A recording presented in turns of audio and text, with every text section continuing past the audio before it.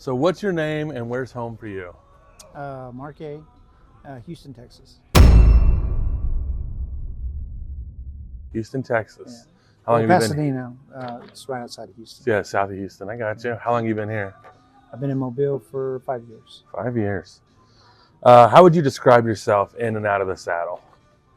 Uh, Firm but fair, a little bit adventurous, and just kind of short and to the point. Yeah. Oh, no, I mean, yeah. This interview probably shorter than most. Before you ever touched a bike, who were you and what were you into? Actually, I kind of grew up around bikes. Okay. So it's actually the opposite. What I do is not who I am. I mean, I ride bikes. I've always ridden bikes, but I grew up around it.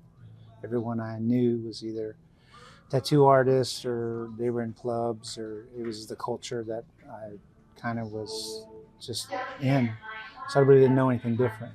And then I became, a soldier, a diver, a archer, a gunsmith. You know what I mean? And you lived to be 100 years. 100 years, huh? Yeah. So What pulled you toward motorcycling? You said you kind of grew up to it, but what made you decide, like, okay, this is the industry I guess I want to be in? actually, I understood it really. There was a lot of.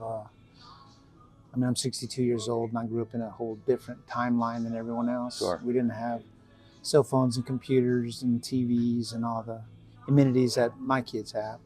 So you kind of found your group and you stuck with them. And when I tried to kind of venture out in other groups, I didn't understand them. They So stick with what you know. Then. yeah. So I just kind of stayed where I was comfortable.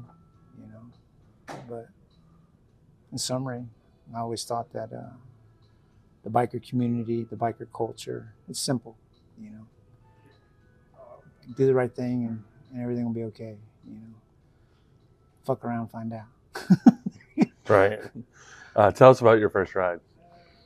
Oh man, like I said, I grew up in it.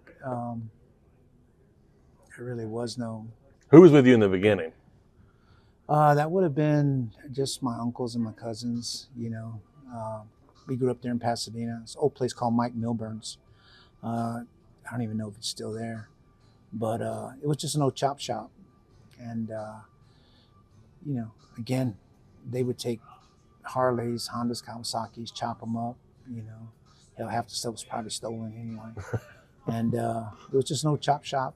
And I had a little dirt bike, little mini bike, dirt bikes. I always had a bike. Hell, I didn't get a car till I was almost 22. Wow. Just I didn't need one.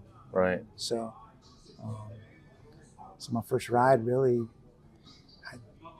as long as I can remember, I was on a bike or with someone on a bike. Sure.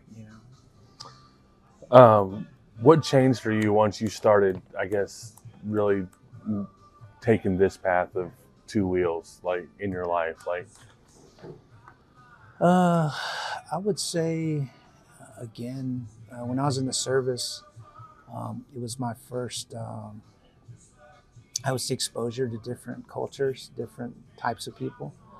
I had friends from, New York, New Jersey, California. You worked with them and you created a different kind of brotherhood, but a brotherhood nonetheless. But when you were off, it was just weird. They would want to go, go to the club, go dancing, go. I wanted to go to a biker bar and, arm wrestle and drink and, chase women. And that's where I kind of found my niche. It's like, hey, man, you guys are cool to work with, right? But, I'm gonna go kick it with these guys over here. So what's something riding has taught you that nothing else in your life could? I would say attention to detail. Sure. I know a lot of people they miss the ride. They're more concerned with the destination than the ride. You can eat at home. You can probably eat better at home. Right. But going somewhere to eat you know, is is not what's important. It's what happened between when you left and when you got there. So the further away you pick somewhere to eat, the more probability that something cool is going to happen. So that's kind of how I view it. So, what was your hardest moment on the road? Oh man,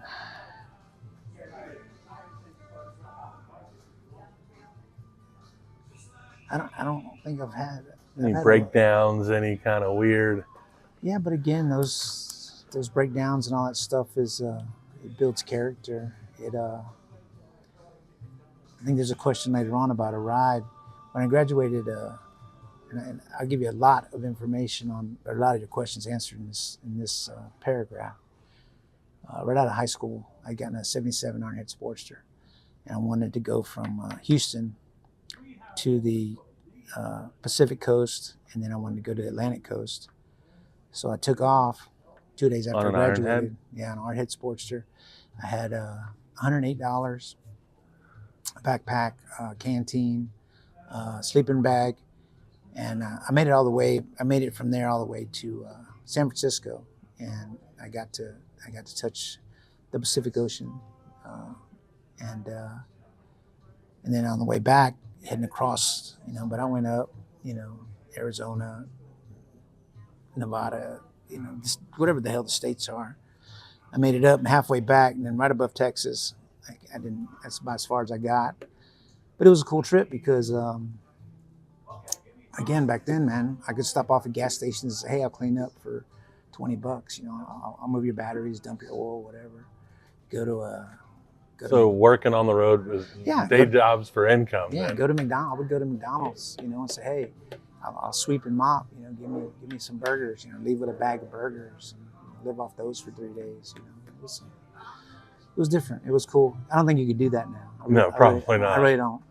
But that was I don't know. That taught me the world was a lot bigger than what I was exposed to, and I thought that was pretty cool. So you said you stopped north of Houston. You were living in Pasadena at the time? Yeah. I'm sorry, north of Texas. I'm sorry. Yeah. So why didn't you make it all the way back to Pasadena? Well, I did. What I meant is I made it as far as California, and then when I tried to shoot across, I was going to go from California straight across to Virginia, and I made it halfway through. Oh, okay, I got you. And then made a right turn and came straight back. I got you. Yeah. It just. And how long did that take you?